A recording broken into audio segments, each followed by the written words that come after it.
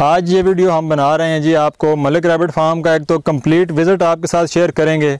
खरगोश फार्मिंग के अंदर आप कैसे पैसे कमा सकते हैं और आपको कौन कौन सी चीज़ें जो हैं चाहिए हैं जिसकी वजह से आप एक खरगोश फार्म अपना डेवलप कर सकते हैं, वो हम आपको दिखाने जा रहे हैं। इसके अलावा जितनी भी बीमारियाँ हैं वो आपको डिटेल बताई जाएगी। और सबसे ज़रूरी चीज़, खरगोश फार्मिंग के अंदर सेल और परचेज़ के बहुत सारे मसाइल हैं। तो मलिक रैबिट फार्म ने 2021 का एक प्रोजेक्ट आप लोगों से शेयर किया था। आज उसकी पूरी डिटेल जो है वो आपको इस वीडियो के अंदर शेयर की जाएगी। वीडियो को पूरा देखिएगा ताकि आपको तमाम तर चीज़ें जो है वो डिटेल के साथ समझ आ सकें। उसके बाद आप अपना एक अच्छा बिजनेस जो है वो स्टार्ट कर सकते हैं हमारे साथ मिलकर। कैसे हैं आप? खैरियत से हैं? मैं हूं चौधरी मंसूर अहमद। आज हम आए हैं चकवाल के एक बहुत बड़े रैबिट फार्म पे। तो मलिक रैबिट फार्म नाम है, चकवाल में है ये। तो आए आपको इसका विजिट करवाते हैं। यहाँ के ऑनर है मलिक वकास साहब, तो उनसे भी मिलते हैं और आपको फार्म का विजिट भी करवाते हैं। अस्सलाम वालेकुम व्यूअर्स, आज हम आपको मलिक रैबिट फार्म का विजिट करवाएंगे। तो आए चलते हैं, उनके मालिक से बात करते हैं। जी, मेरा नाम मलिक वकास है और मलिक रैबिट फार्म के नाम से खरगोश फार्मिंग कर रहा हूँ पिछले 5 साल से। और आज हमारे ये दोस्त हमारा फार्म विज़िट करने के लिए आए हैं। तो मज़ीद जो भी इंफॉर्मेशन इनको चाहिए होगी वो प्रोवाइड करेंगे और कुछ चीज़ें ऐसी हैं जो आपके नॉलेज के लिए भी अच्छी होंगी तो इंशाल्लाह आपके साथ शेयर की जाएंगी। आप हमें ये बताएं कि इतना ज़्यादा एरिया और इतना खूबसूरत व्यू, क्या ये जस्ट रैबिट फार्मिंग के ही लवाजमात हैं या कुछ और भी है? नहीं सर, बेसिकली एक तो नेचर के करीब रहने का शौक़ है, ठीक है। और खरगोश जो है ये आपका इंतहाई साफ़ सुथरा माहौल जो है ना वो पसंद करता है। तो इस वजह से इसको थोड़ा मज़ीद हम नेचर के करीब ले आए हैं, जिसकी वजह से अच्छी वेंटिलेशन होने की वजह से इसके अंदर बीमारियों के मसाइल कम हैं और एक अच्छे लेवल पे खरगोश जो है ना वो प्रोडक्शन दे सकता है। बहुत ज़बरदस्त, माशाल्लाह व्यूअर्स, बहुत अच्छा एरिया है और बहुत खूबसूरती है। और यहाँ पे काफ़ी सारी हमें सफाई देखने को मिल रही है। एरिया इनका बहुत अच्छा है और काफ़ी कवर्ड एरिया है। और दूसरा, इनका जो ये फार्म है, ये मेरे ख्याल में मैं पाकिस्तान में पहली दफ़ा इतना बड़ा फार्म देख रहा हूँ। तो आइए चलें विज़िट करवाते हैं फिर वकास साहब हमें अपने फार्म। हमारे पास जो है वो इस वक्त अराउंड तकरीबन 14 के करीब वैरायटीज़ अवेलेबल हैं। मुख्तलिफ़ मुल्कों के हमने रैबिट्स इकट्ठे किए हुए हैं, जितनी भी इंपोर्ट है, जिसमें दुनिया का सबसे बड़ा खरगोश जर्मन जायंट फ्लैमिश और दुनिया का सबसे छोटा दोनों हमारे फार्म पे अवेलेबल हैं। और इसके दरमियान में Vienna, New Zealand white, checkered giant, Holland lop, teddy bear, मतलब बेशुमार वैरायटीज़ हैं जो हमने यहाँ पर शेयर की हैं। ज़रूर क्या है अभी तक? सर, पाकिस्तान में बहुत सारे लोगों का इस हवाले से बड़ा गलत कॉन्सेप्ट है कि खरगोश फार्मिंग नहीं करनी चाहिए, उसमें प्रॉफिट नहीं है। तो मैं अपने व्यूवर्स को कहना चाहूँगा कि मेरा एक पहला शेड भी लोगों के सामने है और अल्हम्दुलिल्लाह अब ये तकरीबन 200 ब्रीडर्स का शेड है पूरा, जो इस वक्त हम लोगों ने बनाया है। तो अगर खरगोश फार्मिंग में ग्रोथ है तो इस वजह से ही हम यहाँ तक पहुँचे हैं। और मेरी अल्हम्दुलिल्लाह अभी तक की जो समझ लें कि अर्निंग कह लें या जितना सरमाया है वो पिछले 5 साल का वो यही है, जिसकी कॉस्ट तकरीबन 1.5 करोड़ से इस वक्त ज़्यादा है। मेरा जो प्रोफेशन था वो मेडिकल के हवाले से था और हमने स्टार्ट किया कि घर के अंदर हम जो है कुछ खरगोश पाल लें और उसका जो मीट है हम वो यूटिलाइज़ कर सकें। लेकिन फिर आहिस्ता आहिस्ता जब हमने ऑनलाइन देखना शुरू किया तो खरगोश फार्मिंग का एक शौक़ पैदा हुआ। तो वहाँ से फिर हमने इसको प्रोफेशनली कमर्शियल फार्मिंग की तरफ एक कदम बढ़ा दिया। तो काफ़ी सारे मसाइल हमने स्टार्ट में फ़ेस किए और चलते चलते जो है वो अब हम एक पाकिस्तान के पहले कमर्शियल जो इंटरनेशनल लेवल का कमर्शियल फार्म है हम उस तक पहुँचे। मुझे तकरीबन 5 साल हो गए हैं। स्टार्ट जब लिया था एक पेयर से लिया था और 5 साल के अरसे में हम यहाँ तक पहुँचे हैं कि हम अब अल्हम्दुलिल्लाह जो पाकिस्तान के अंदर जितनी भी ब्रीड्स अवेलेबल हैं उन सब की नस्लें हमारे पास मौजूद हैं और हम उसको ब्रीडिंग कर रहे हैं। बाकी दोस्तों के लिए भी बड़ी इंपॉर्टेंट है कि खरगोश फार्मिंग को साइड बिजनेस के तौर पर लिया जा रहा है पाकिस्तान में, ठीक है, जबकि ऐसा कतन नहीं है। ठीक है, खरगोश फार्मिंग एक प्रॉपर बिजनेस है और फुल टाइम जॉब है। अगर आपका एक खरगोश है तो वो अगर आपने एक भी रखा हुआ है तो वो 24 घंटे आपकी कंसंट्रेशन मांगता है, तो उसके लिए आपको पूरा टाइम देना पड़ता है। तो मेरा अब ये प्रोफेशन है और मैं इसी को ही आगे लेके चल रहा हूँ। ये मेरी फुल टाइम जॉब है। सुबह से लेके शाम तक हम इन्हीं के साथ होते हैं और हम इसी को आगे लेके चल रहे हैं। ठीक है। रैबिट फार्मिंग का पाकिस्तान में आप क्या स्कोप देखते हैं? सर, पाकिस्तान में इसका बहुत अच्छा स्कोप है। ठीक है। जो प्रॉपर फार्मिंग कर रहे हैं उनके रैबिट सेल भी हो रहे हैं, तमाम मामलात उनके अच्छे चल रहे हैं और वो बहुत अच्छे लेवल की फार्मिंग कर रहे हैं। ठीक है। अगर कोई इसको नेगेटिव फार्मिंग कहता है तो उसकी किसी न किसी जगह पे कमी ज़रूर है। ठीक है। या उनकी मार्केटिंग स्किल्स में कमी है कि वो सेल नहीं कर पा रहे, या उनसे रैबिट जो है वो उनको साइड बिजनेस लेके चल रहे हैं तो वो रैबिट उनसे एक्सपायर हो जाता है उसकी केयर की कमी की वजह से, तो वो डिसर्ट हो के फिर लोगों को मिसगाइड करते हैं। अदरवाइज अगर आप प्रॉपर फार्मिंग करते हैं तो इसमें किसी किस्म का कोई लॉस नहीं है। और आने वाले टाइम में इंशाल्लाह बहुत सारे लोगों के लिए फ्यूचर जो है वो बिजनेस प्लान्स हैं हमारे साथ, जो हम तमाम अपने जो साथ जुड़े हुए फार्मर्स हैं, मेजोरिटी हम मीट को लेके चल रहे हैं। मीट के हवाले से हमारे पास इम्पोर्टेड न्यूजीलैंड वाइट की तमाम जो है वो एजेस में अवेलेबल है। अब ये माशाल्लाह से 3 महीने का हमारे पास न्यूजीलैंड वाइट का मेल है और आप इसका साइज चेक करें कि ये इस वक्त तकरीबन 3.5 kg प्लस में है। ये तो और जी ये देखें, ये अभी इसकी उम्र 3 महीने है, ठीक है, और ये इम्पोर्टेड है। ये इसके जो पेरेंट्स हैं वो 6 kg में है, तो माशाल्लाह से ये एक ह्यूज हमारा ब्रीडर नर है जो तकरीबन ये 5 किलो को नेशनल स्टैंडर्ड का डिज़ाइन है। इस वक्त पाकिस्तान के अंदर इस जो डिज़ाइन को कॉपी नहीं किया गया। ये हम लोग फर्स्ट टाइम हमने जो जितने भी ब्राज़ील में और आपका साउथ अफ्रीका में जो फार्मिंग हो रही है उसमें जो सबसे लेटेस्ट है कंट्रोल शेड में जो फार्मिंग की जा रही है उसका डिज़ाइन है। इसके अंदर यहाँ जो आप देख रहे हैं कि नीचे वाली जो इसकी बेस है खरगोश की वो लकड़ी की यूज़ की गई है, ठीक है। इससे बेनिफिट ये होता है कि खरगोश में स्किन एलर्जी के और सोरेक्स के प्रॉब्लम्स हैं जो नीचे वाली जो उसकी तह है उसकी वजह से लगते हैं, ठीक है। तो लकड़ी एक वाहिद चीज़ है जो इस वक्त सबसे बेहतरीन सोर्स है कि ये टेम्परेचर को ट्रांसफ़र नहीं करती, ठीक है। गर्मियों में ये लकड़ी गर्म नहीं होती और सर्दियों में ये ठंडी नहीं होती, तो आपका खरगोश सर्दी और गर्मियों में एक बड़ी फ्लेक्सिबल जगह पे रहता है। और ये जो जितना भी है हमने एक बड़ा ब्रीडिंग का लगाया हुआ है, यहाँ पे हमारा ब्रीडिंग बॉक्स आता है, ठीक है। और सेंटर में ये देखें ये सब्ज़ चारे के लिए जगह है, यहाँ पर हम लोग खरगोश को सब्ज़ चारा डालते हैं, दोनों साइडों से वो नोच के वो खा लेते हैं। इसी तरह इसका इस साइड पे ये ब्रीडिंग बॉक्स लगा हुआ है और आप देख सकते हैं कि इसके अंदर माशाल्लाह से जो है वो इस फीमेल ने ब्रीड किया हुआ है, उसके साथ बच्चे जो है आपको नज़र आ रहे हैं। तो ये केज साइज आप हमें कुछ थोड़ा सा बताएं। जी ये जो केज का साइज है स्टैंडर्ड ये 2.5 फुट इसकी फ्रंट है, ठीक है। और इसके साथ जो इसकी ये बैक साइड है 2 फुट की है, मतलब 2.5 फुट बाय 2 फुट का ये केज है और हाइट जो है वो उसकी 1.5 फुट है, ठीक है। इसमें इसके दोनों साइडों पे ये खिड़कियां हैं जहाँ से ब्रीडिंग बॉक्स लगाया जाता है। ये देखें आप, यहाँ पे ब्रीडिंग बॉक्स के लिए हमने इसको ये शेप दी हुई है। तमाम केजेस के लेफ़्ट राइट पे ये हैं और इसके साथ ये पानी के लिए खुराक के लिए प्रॉपर वो एक इंतज़ाम जो है वो रखा गया है। और मुझे ये बताएं कि इस शेड की कैपेसिटी क्या है, यहाँ पे मतलब आप मैक्सिमम कितने ब्रीड्स रख सकते हैं?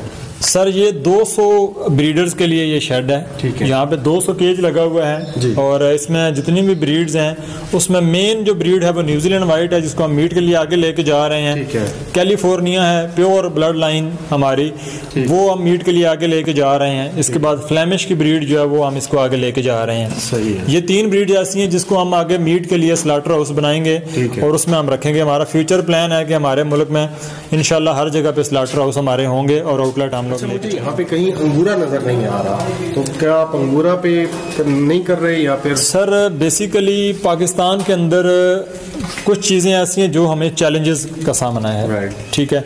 एक तो ये कि अंगूरा के लिए प्रॉपर हमारे पास फीड मौजूद नहीं है कि जो अंगूरा की वूल को जनरेट करने में कारआमद साबित हो सके, ठीक है। मीट के हवाले से फिर भी हमारा मुल्क काफ़ी हद तक जो है वो उसमें एक्सपीरियंस रखता है कि कुछ खुराक ऐसी है जिससे हम मीट जनरेट कर सकते हैं, लेकिन वूल के लिए ना तो हमारी गवर्नमेंट ने ना ही हमारे फार्मर्स को इतना एक्सपीरियंस है कि वो आगे लेके चलें, ठीक है। लोग अंगूरा को प्रमोट कर रहे हैं लेकिन जिस पिछले साल अंगूरा 50,000 पे था और आज जो है वो 5,000 पे आ चुका है, वो बिल्कुल टोटल वो पिट गया है, बिल्कुल। तो इस वजह से अंगूरा की फार्मिंग मैं समझता हूँ कि आगे जाके इतनी ज़्यादा कामयाब नहीं हो सकती। उसमें कुछ मसाइल हमारे टेम्परेचर की भी हैं जी, कि हम वो टेम्परेचर यहाँ पे प्रोवाइड नहीं कर पा रहे उसको अंगूरा के लिए, ठीक है। तो न्यूजीलैंड वाइट जो है इसके लिए टेम्परेचर का इतना ज़्यादा प्रॉब्लम नहीं है, ठीक है। तो इसको आसान है। आगे मीट की मार्केट भी हमें नज़र आ रही है, ठीक है। तो हम फ्यूचर में मीट के लिए तो लेके चल रहे हैं लेकिन अंगूरा का फ्यूचर हमें पाकिस्तान के अंदर अभी तक जो है वो नहीं नज़र आ रहा। तो मुझे ये बताएं कि ये जो आपने अभी ब्रीड रखी हुई है इसका टेम्परेचर और अंगूरा के टेम्परेचर में आपस में क्या डिफरेंस है?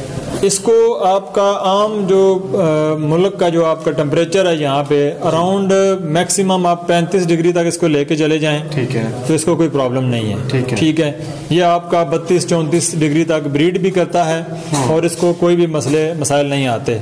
और इतना टेम्परेचर आप फैन के साथ या कंट्रोल शेड बना के मैनेज कर सकते हैं। ठीक है। और दूसरी तरफ अंगूरा को अगर हम लेके चलें तो अंगूरा के लिए आपको 25 से 27 या 28 डिग्री तक जो है वो टेम्परेचर मेंटेन करना पड़ता है। ठीक है।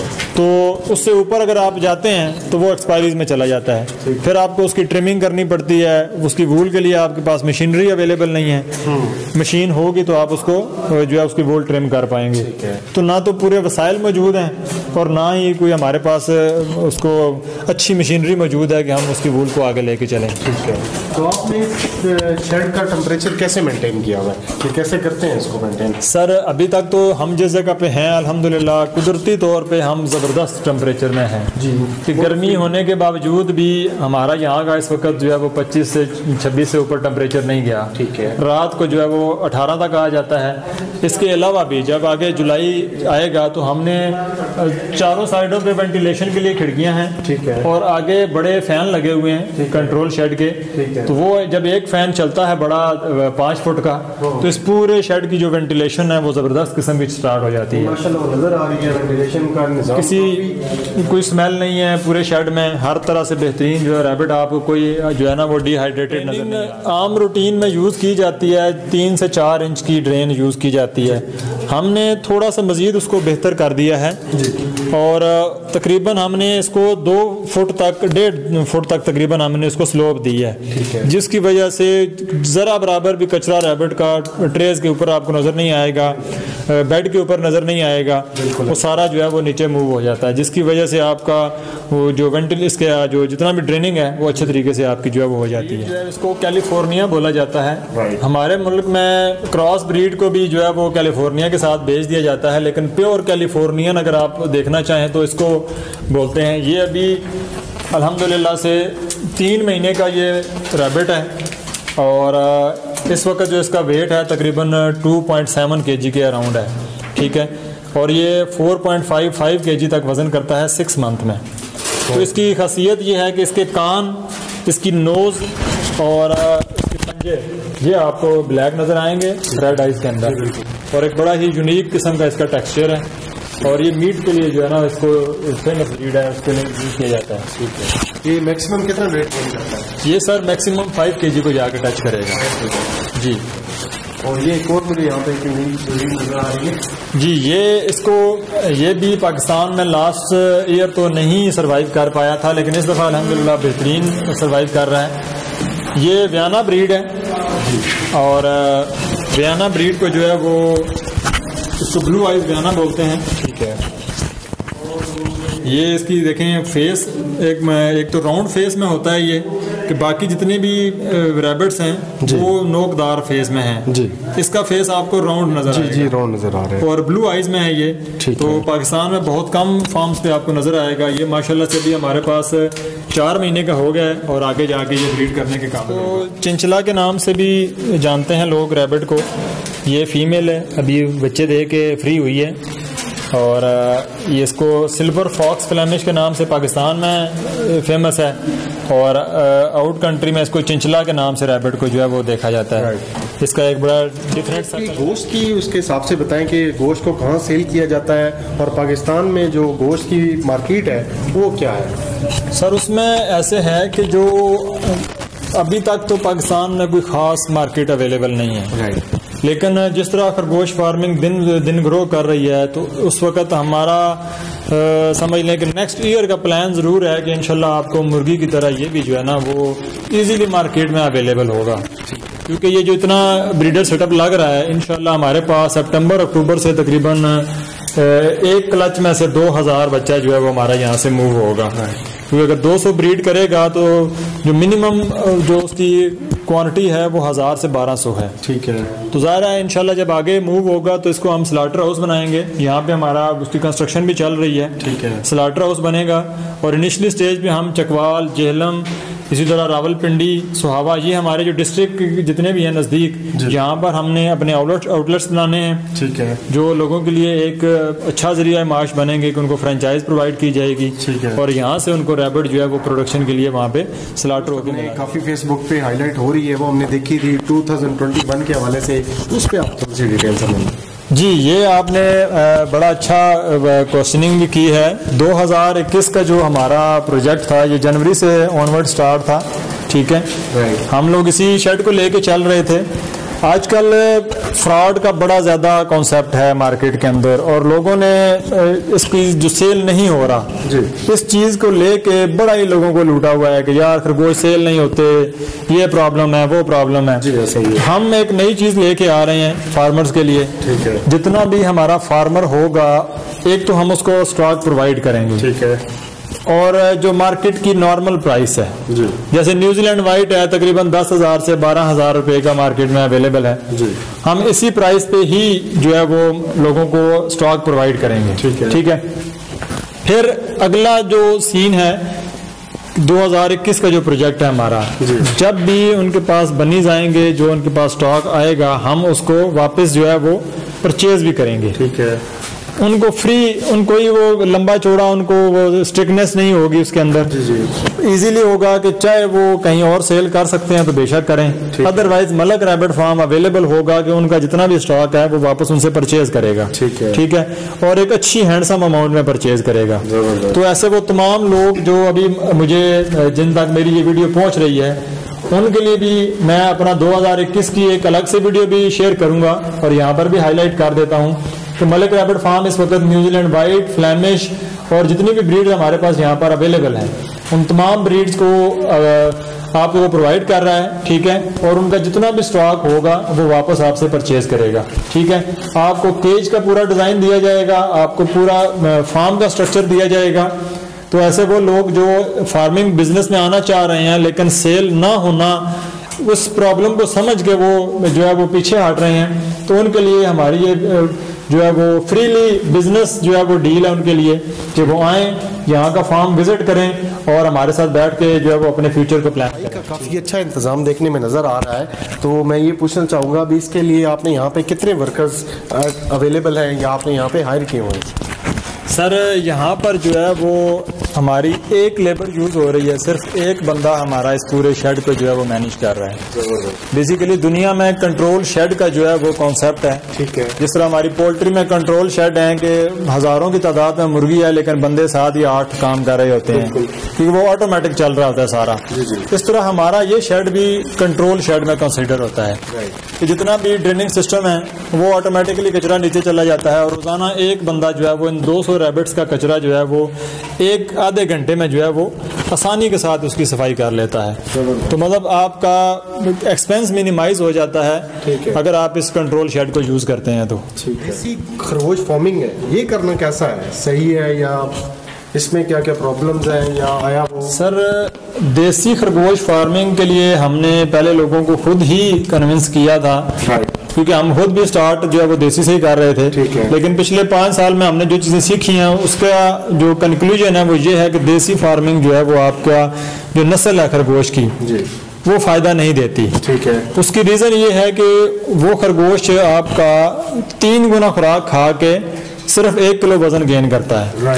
6 महीने अगर आप उस खरगोश को पालते हैं तो समझ लें कि 6 महीने में आपने उसके ऊपर 300 से 400 रुपया आपने उसके ऊपर एक्सपेंस किया है। ठीक है। तो आपका 200 रुपये से ज़्यादा सेल नहीं होता। ठीक है। तो उसकी FCR जो रेशो है बेसिकली फूड टू जो मीट कंसंट्रेशन रेशो है, ठीक है, वो बहुत लो है। ठीक है। इसलिए उसको मीट के हवाले से कंसीडर नहीं किया जाता। ठीक है। हाँ, अलबत्ता ये ज़रूर है कि ऐसे लोग जो जिन्होंने गाय भैंसे वगैरह रखी हुई हैं वो अगर छोटे पैमाने पे साथ में देसी खरगोश रखते हैं तो गाय भैंसों का बचा खुचा खा कर वो खरगोश पाल जाता है और वो आपका एक रीजनेबल प्राइस में सेल हो जाता है। मतलब समझ लें कि फ्री की जो आपकी पेमेंट है वो आ जाती है। अगर आप फार्मिंग में लेके चलें तो फार्मिंग में पूरी दुनिया में न्यूजीलैंड वाइट फेमस है। पूरी दुनिया न्यूजीलैंड वाइट की फार्मिंग करती है कि उसकी जो मीट के हवाले से कंसंट्रेशन है वो बहुत ज़बरदस्त है। ठीक है। उसके अंदर जो उसका बोन स्ट्रक्चर है, जो उसका मीट का स्ट्रक्चर है वो बहुत ज़बरदस्त है। एक खरगोश से आप तकरीबन 3 किलो 3.5 किलो गोश्त जो है वो ले सकते हैं। जी ये भी रेयर ब्रीड्स में ही आता है। चेकर्ड जायंट पाकिस्तान में पिछले साल भी सर्वाइव नहीं कर पाया था, तो ये माशाल्लाह इस वक्त 4 kg प्लस में हमारे पास चेकर्ड जायंट की फ़ीमेल है। ठीक है, और ज़बरदस्त टेक्सचर्स में मौजूद है। और इसी तरह हमारे पास ये टोटल 5 पीस हैं जिनको हमने बड़ी मेहनत के साथ जो है वो आगे सर्वाइव कराया है। ये आपको नीचे फीमेल्स नज़र आ रही हैं जितनी भी हैं, ये चेकर्ड जायंट ब्रीड इसका नाम है। ऊपर मेल हैं, एक मेल है, ये मेल है, और ये जो है तीनों फीमेल्स हैं। ठीक है, ये तकरीबन 7 किलो वज़न तक ये जाती है। अभी ये 3 महीने के बच्चे हैं और 4 किलो वज़न इस वक्त जो है वो इनका स्टैंड कर रहा है। ठीक है, हाँ जी। हमें ये बताएं कि मादा कितने टाइम के बाद बच्चे देती है और दोबारा कितने टाइम के बाद वो हीट या जैसे हीट पे आती है? सर उसमें ऐसा है कि एक मादा तकरीबन 30 डेज में जो है वो पहली दफ़ा कंसीव करने के बाद 30 दिन में बच्चे देती है। ठीक है, मीटिंग के बाद। और हमारे यहाँ पे एक बड़ी जो है वो फजूल किस्म की प्रैक्टिस चल रही है। लोग समझते हैं कि खरगोश की जो ब्रीडिंग है वो बहुत तेज़ है, तो जिस दिन वो डिलीवर करती है साथ ही उसको फिर से मेट करा दिया जाता है। ठीक है, लेकिन ये एक ऐसी प्रैक्टिस है जिसकी वजह से लोगों को समझ नहीं है कि आपके जो बच्चे हैं उनकी इम्यूनिटी जो है वो कमज़ोर रहती है। ठीक है, और उनका प्रोडक्शन तो तेज़ है लेकिन बच्चे कमज़ोर होकर एक्सपायर हो जाते हैं। ठीक हो, तो हम रिकमेंड करते हैं कि 30 डेज में जब बच्चे दे चुके हैं तो फीमेल को कम से कम 20 डेज का गैप दिया जाए। बिल्कुल सही। 20 दिन उसको हम रिलैक्स करते हैं। ठीक है, फिर उसके बाद दोबारा हम उसको मेट करवाते हैं ताकि जो पुराने उसके बच्चे हैं वो उनको अच्छे तरीके से दूध पिला ले। ठीक है, जब सेहतमंद हेल्दी हो जाते हैं तो फिर उसको अगले क्लच के लिए हम रेडी करते हैं। ठीक है, हाँ जी। और ये बताएं कि खरगोश के बच्चे लेने चाहिए या फिर ब्रीड?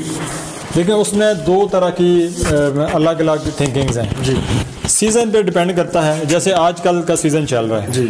आजकल अगर कोई दोस्त जो है वो लेना चाहता है तो वो बच्चों को परचेज करे। ठीक है, और जब सितंबर तक वो बच्चे जो हैं वो उनके ब्रीडर तैयार हो जाते हैं। ठीक है, और आगे सीज़न स्टार्ट होगा तो उसके साथ ही वो उनकी सेल स्टार्ट हो जाती है। ठीक है, मैं एग्जांपल देता हूँ कि अगर अभी कोई बंदा ब्रीडर पेयर ले लेता है जी, तकरीबन मिसाल के तौर पे किसी भी नस्ल का ब्रीडर पेयर 50,000 रुपये का वो परचेज करता है। ठीक है, तो उसने 6 महीने उसको पालना है क्योंकि गर्मी की वजह से वो उसकी ब्रीड नहीं ले सकता। ठीक है, इस वजह से उसके लिए वो नुकसान है। अगर उसी 50,000 रुपये के वो 5 पेयर बच्चों को ले ले तो उसने फिर भी 6 महीने उनको पालना ही है, लेकिन 6 महीने बाद वो उसके 6 पेयर तैयार हो जाएंगे। बिल्कुल ठीक हो गया। तो आप ये कह रहे हैं कि माँ से बच्चों को एटलीस्ट 20 दिन के बाद अलग करना चाहिए? हाँ जी, माँ से बच्चों को तकरीबन 20 दिन कम से कम, और अगर उसने दिया हुआ हो क्लच 9 से 10 बच्चों का तो फिर मजीद हम रिकमेंड करते हैं कि उसको तो कम से कम 30 या 32 दिन का गैप दें ताकि वो सारे बच्चों को पाल लें। बिल्कुल ठीक है। और ये बताइएगा कि सालाना एक जो फीमेल है ये कितने बच्चे दे रही है? सर ये डिपेंड करता है उसके क्लच पे।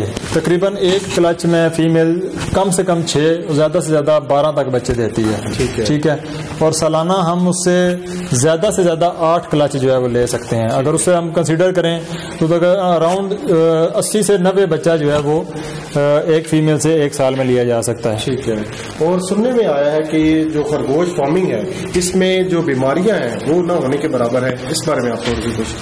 नहीं सर, ऐसा बिल्कुल भी नहीं है। ये लोगों को मिसगाइड किया जाता है कि उसमें बिल्कुल भी बीमारियां नहीं हैं। जानदार चीज़ है तो इसके अंदर इसकी बीमारियां मौजूद हैं, बिल्कुल ऐसे, लेकिन इसकी प्रिवेंशन ज़रूरी है। ठीक है, अगर इस तरह कहें कि बीमारियां हैं लेकिन पाकिस्तान के अंदर कोई ऐसा निज़ाम मौजूद नहीं है कि उसको आइडेंटिफाई किया जा सके, उसकी इंडिकेशंस को हम लोग चेक नहीं कर पाते। ठीक है, तो खरगोश को साइड बिजनेस के तौर पे लेके चलते हैं। ठीक है, तो एक खरगोश को अगर मोशन है या डायरिया है तो सुबह बीमार हुआ है तो शाम तक एक्सपायर हो जाता है, रखने वाले को भी नहीं पता होता कि इसको क्या मसला है। सही है, तो ऐसा बीमारियां मौजूद हैं अगर उनकी प्रॉपर प्रिवेंशन की जाए। इसमें जो इसको मेन जो प्रॉब्लम आता है रैबिट्स में वो है जो कॉमनली वो है मोशन। खुराक के मसाइल आते हैं जब भी एकदम से इन्वायरमेंट चेंज होगा, खुराक तब्दील होगी तो वो मोशन में चला जाता है रैबिट। ठीक है, और बहुत कम सर्वाइवल होता है अगर उसका वो स्टमक जो है वो फ्लश हो गया है तो। ठीक है, और मुझे ये बताएं कि आपने इन बीमारियों के इलाज के लिए कोई प्रॉपर डॉक्टर हायर किया हुआ है या फिर ऑन कॉल कोई डॉक्टर आप बुलाते हैं? जी, यहाँ पर इस पूरे शेड के लिए हमारा यहाँ पर प्रोफेशनल डॉक्टर हमारे वेटरनरी जो है वो अवेलेबल हैं। अच्छा, जो 24 आवर जो है वो ड्यूटी पे होते हैं। ठीक है, मैं खुद भी यहाँ पे अवेलेबल होता हूँ और वो क्योंकि प्रोफेशनल हैं तो उनका काम है कि कोई भी अगर रैबिट डिस्टर्ब है हमारा, ठीक है, तो उसको लुक आफ्टर करते हैं, उसकी जितनी भी मेडिकेशन है, गाइडेंस है, वो उनके एक्सपीरियंस से हम लोग फिर उसको ट्रीटमेंट। डॉक्टर साहब हमें इनके बारे में कुछ बताइएगा कि इनमें कौन कौन सी बीमारियाँ आती हैं और फिर उनका आप कैसे इसका ट्रीटमेंट वगैरह। जी बिल्कुल, इनमें मेजर जो बीमारी आ रही है वो ज़्यादातर मोशन की है। ठीक है, रैबिट को पेचिस लग जाते हैं किसी भी वजह से। ठीक है, बाज़ दफ़ा चारा ज़्यादा खा ले या नमी वाला चारा हो, फीड नमी वाली हो, ठीक है, इस वजह से उनका स्टमक का प्रॉब्लम, उससे फिर पेचिस अचानक ही रैबिट फ्लैश करता है। ठीक है, उसके बाद लीवर के भी प्रॉब्लम है इन्हें। अच्छा। हाँ जी, उसमें कॉक्सी वगैरह भी आ जाती है। ठीक है, कॉक्सी की वजह से भी काफ़ी ज़्यादा एक्सपायर होते हैं। ठीक है, तो आप यहाँ पे प्रॉपर ड्यूटी दे रहे हैं या फिर ऑन कॉल? जी अल्हम्दुलिल्लाह मैं इधर 24 घंटे अवेलेबल हूँ। ज़बरदस्त, क्योंकि हमारा साथ एक डेयरी शेड भी है। अच्छा, तो वहाँ पे भी ट्रीटमेंट करनी होती है और इधर रैबिट्स में भी एक किस्म का मैं हर वक्त इधर। फार्मेसी भी उन्होंने अपने पास बना रखी है, आए इसका भी आपको और दिखाते हैं।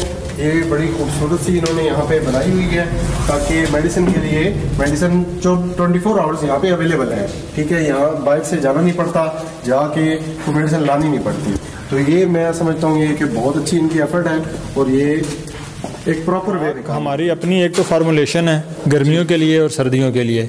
ठीक है, गर्मियों की खरगोश को ठंडा रखने के लिए, गर्मी से बचाने के लिए हम अपनी ही एक खुराक का फार्मूलेशन यूज़ करते हैं। ये आप देख सकते हैं कि यहाँ पर उसको बिल्कुल नमी से बचा कर एक प्रॉपर जो है ना साफ़ सुथरी खुराक इनके लिए बनाई गई है। ठीक है, ठीक है, ये तमाम रैबिट्स के लिए जो है वो यहाँ पर अवेलेबल होती है। ठीक है, ये हमारी गर्मियों के लिए है। और जो पैलेट फॉर्म में हमारी ये खुराक है, ये क्योंकि थोड़ी सी इसके अंदर गर्म तासीर है तो ये हमने सर्दियों के लिए इसको रखा हुआ है। तो अब हम इसको ख़त्म करके तो अब हमने जो गर्मियों वाली खुराक है उसको हम इस लेके चल रहे हैं। ठीक है, तो इसके साथ आप लूसन वगैरह भी।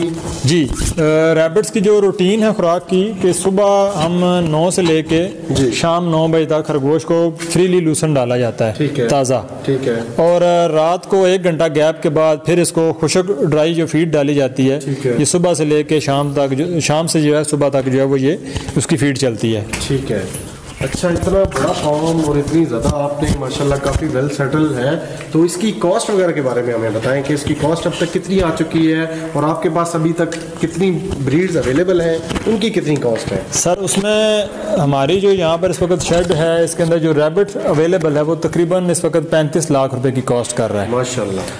और तमाम तरह की नस्लें हमने इंपोर्ट यहाँ पर अवेलेबल की है, तो इतनी एक्सपेंसिव इंपोर्ट की वजह से हैं। जब शायद पाकिस्तान में मज़ीद जो है वो बेहतर होगा तो इनकी जो है वो प्राइसेस डाउन हो जाएंगी। लेकिन अभी फिल वक्त की कॉस्ट के मुताबिक 35 लाख रुपया खरगोश का जो है वो है। और जो इसका स्ट्रक्चर है, केजेस और ये जो लकड़ी का जितना भी वो काम हो चुका है, ये तकरीबन इसके ऊपर हमारी इस वक्त तक 28 लाख रुपए की लागत आ चुकी है। ज़बरदस्त। जैसे कि ये एक केज आपके सामने नजर आ रहा है, ये जो स्टैंड है जी, इसके ऊपर 4 केज और ये पूरा स्टैंड, ये 25,000 रुपया जो है वो इसकी कॉस्ट है। 25,000 रुपये का ये एक स्टैंड और 4 केजेस जो है वो इसके ऊपर बन रहे हैं। ठीक है, ये इसकी लागत आई। और यहाँ पर तकरीबन 200 स्टैंड जो है वो लगा हुआ है। का एक छोटा सा बता देता हूँ कि मैंने 5 साल पहले तकरीबन स्टार्ट किया था 35,000 रुपये के एक पेड़ से। ठीक है, और आज अल्हम्दुलिल्लाह ये जो मेरा जो शेड है यही इसकी आमदन है।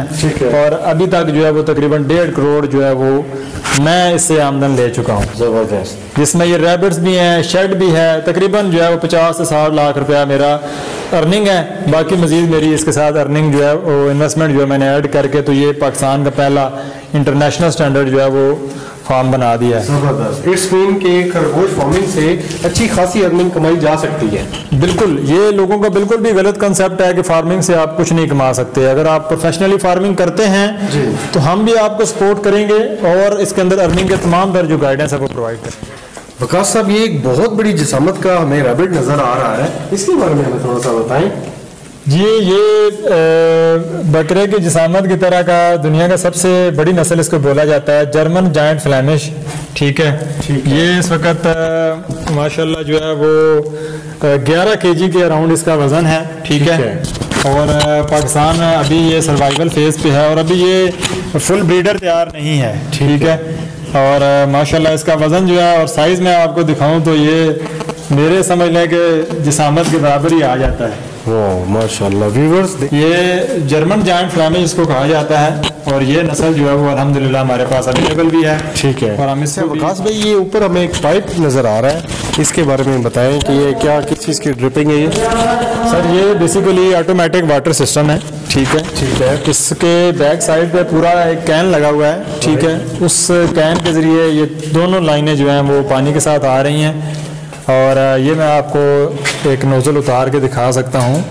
इस नोज़ल के ज़रिए जो है वो खरगोश बड़ी आसानी के साथ जो है वो पानी पीता है। ठीक, वो इसको काटता है तो इसमें से पानी आता है और वो ये ऑटोमेटिक सिस्टम है। इससे खरगोश जो है वो खरगोश में जो पानी के साथ मसाइल हैं वो नहीं आते। अदरवाइज खरगोश उसमें पंजे मार देता है तो वो पानी गंदा हो जो है वो कंटेमिनेटेड हो जाता है। इसमें जो है वो बेहतरीन साफ़ सुथरा पानी उसको लगातार मिलता रहता है। तो ये हमारा वाटर सिस्टम है सारा। और यहाँ पे हमें नस्ल नज़र आ रही है, ये इसको क्या कहते हैं? सर ये पेट्स के लिए यूज़ होता है। बेसिकली ये इंग्लिश अंगूरा है, हमारे पास कुछ अवेलेबल हैं। अच्छा, ये हमने पेट्स पर्पज़ के लिए, कुछ हमारे शौकीन दोस्त हैं जो पेट्स रखना पसंद करते हैं अंगूरा में, तो ये समझ लें कि पेट्स की हाई ब्रीड है। ठीक है, इंग्लिश अंगूरा इसको कहा जाता है। ठीक है। तो आपके पास ये जो सारे खरगोश हैं ये सारे आपके पास मीट के लिए ही हैं आपको पेट्स? जी, ये 50% मीट्स में है और 50% जो है वो समझ लें पेट्स में है। जो मीट में है वो New Zealand white, California, Vienna, Flemish, ये ब्रीड जो है वो इस्तेमाल होती है मीट में। ठीक है। तो बाकी जो ब्रीड्स हैं हमारे पास वो अभी फ़िलहाल पेट्स में यूज़ हो रही हैं, जिसमें जर्मन जायंट है, इंग्लिश अंगूरा है, ठीक है, हटोट है। ठीक है। तो इस तरह जो है वो ये सारी की सारी जितना भी खरगोश का वेस्टेज है जी, उसके लिए हमने बायोगैस प्लांट बनाया है ताकि हम सर्दियों में जो इसी के वेस्टेज से गैस बनाएंगे और वो गैस जो है वो हमारे शेड के टेम्परेचर को कंट्रोल करने के लिए यूज़ होगी यहाँ पे। और गैस के हीटर्स यूज़ होंगे। तो अभी हम आपको अपने वो बायोगैस प्लांट पे भी लेके जाते हैं, उससे दिखाते हैं कि गैस कैसे बनी है। और गैस पे आपको जो है वो सामने कोई चीज़ उबाल के भी दिखा देते हैं। ठीक है, वो इंशाल्लाह वही गैस हमारे शेड के लिए यूज़ होगी। अभी गर्मियाँ हैं तो फ़िलहाल हम उसको जस्ट यूज़ कर रहे हैं। दूसरे जानवरों के लिए लेकिन यहाँ के यूज़ होगी। इस तमाम तर जो इसका है वेस्टेज वो उसमें चला जाता है। माशाल्लाह, बहुत अच्छे तरीके से आप वेस्टेज को यूटिलाइज कर रहे हैं, ये भी आपका हमें बहुत पसंद आया। जी बिल्कुल, इसमें वेस्टेज से एक तो गैस बन रही है, फिर बायोगैस प्लांट से जो आगे डीकम्पोज खाद यूज़ मिल रही है हमें। जी, उसी से हमने फिर लूसन और प्रोटीन ग्रास जो है वो लगाया हुआ है। वही हमारा वेस्टेज जो है वो बजाय इसके कि हम उस वेस्टेज को 5 से 6 महीने के लिए एक जगह पे रख दें डीकम्पोज होने के लिए, फिर वो फसलों में यूज़ हो, तो उससे पहले ही वो डीकम्पोज हो जाता है और वो ज़बरदस्त किस्म की बिल्कुल जो है ना रेडी टू यूज़ खाद जो है वो हमारी फसलों के लिए, हमारे लूसन के लिए वो रेडी हो जाती है। ज़बरदस्त।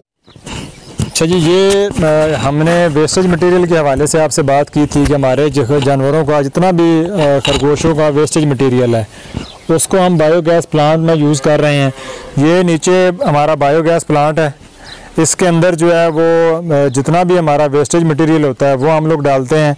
ये डालने की हमारे सामने आपको ये जगह नज़र आ रही है, इसके ज़रिए यहाँ से जो है वो इसके अंदर जो है वो प्रॉपर तरीके से डाला जाता है। जितना भी वेस्टेज होता है खरगोश का और हमारे बाकी जानवर भी जो हैं उनका भी गोबर और फुजला वगैरह हम बायोगैस प्लांट के अंदर डाल देते हैं।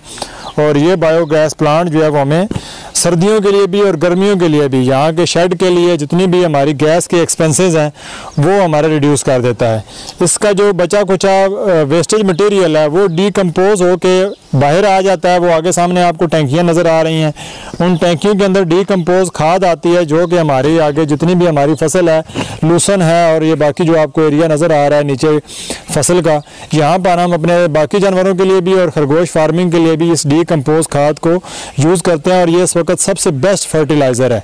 तो बाकी ये गैस का पाइप आपके सामने यहाँ ऊपर तक आ रहा है, ये हमारा शेड है और ये देखें आपके सामने ये गैस की लाइन है, ये उसमें आ रही है और ये अंदर हमारा शेड का ये जी बायोगैस प्लांट का पाइप बाहर से आ रहा है और हम आपको अभी दिखाते हैं कि ये बायोगैस प्लांट कैसे वर्किंग करता है। ये इसके साथ छोटा सा जो है वो कंप्रेसर लगा हुआ है जो कि काम करता है और ये आपके सामने देखें कि ज़बरदस्त गैस जो है वो नीचे से यूज़ हो रही है। अभी अफ्तारी का सामान जो है हम इसी गैस के ऊपर बनाएंगे कि शेड के हमारे जितने भी मुलाजम हैं वो अफ्तारी जो है वो इस गैस को यूज़ करके बना रहे हैं, और ये आपको दिखाना था कि वेस्टेज मटेरियल को भी हम कैसे बेहतर तरीके से यूज़ करें। इसके अलावा ये शेड तो आपको हमने दिखा दिया सर, इसके अलावा भी आपको पता होना चाहिए कि आप अगर मलिक रैबिट फार्म के साथ जुड़ रहे हैं तो इन फ्यूचर आपके लिए वो क्या अपॉर्चुनिटी है। ये पूरा शेड हमारा तैयार हो रहा है, इसके अंदर तकरीबन 5000 रैबिट्स की जो है वो कैपेसिटी है, ठीक है। इसमें तकरीबन 1500 केज लगेगा बच्चों के लिए। जितनी भी हमारी प्रोडक्शन आएगी ये इस पूरे केज के अंदर जो है, पूरे शेड के अंदर जो है वो हम इसको लेके चलेंगे। ये पूरा शेड इस वक्त अंडर कंस्ट्रक्शन है और इंशाल्लाह सितंबर तक जो है वो ये 100% रेडी हो जाएगा। जिस तरह हमारा दूसरा शेड रेडी हो चुका है उसी तरीके से ये भी आप देख रहे हैं कि लेबर जो है वो उस पर अभी भी काम कर रही है, क्योंकि टाइम हमारे पास बहुत शॉर्ट है, तो उसमें जो है वो हमने इस चीज़ों को जो है वो मद्देनज़र रखते हुए काफ़ी जल्दी इस चीज़ को प्रोसेस करवा रहे हैं ताकि वेंटिलेशन।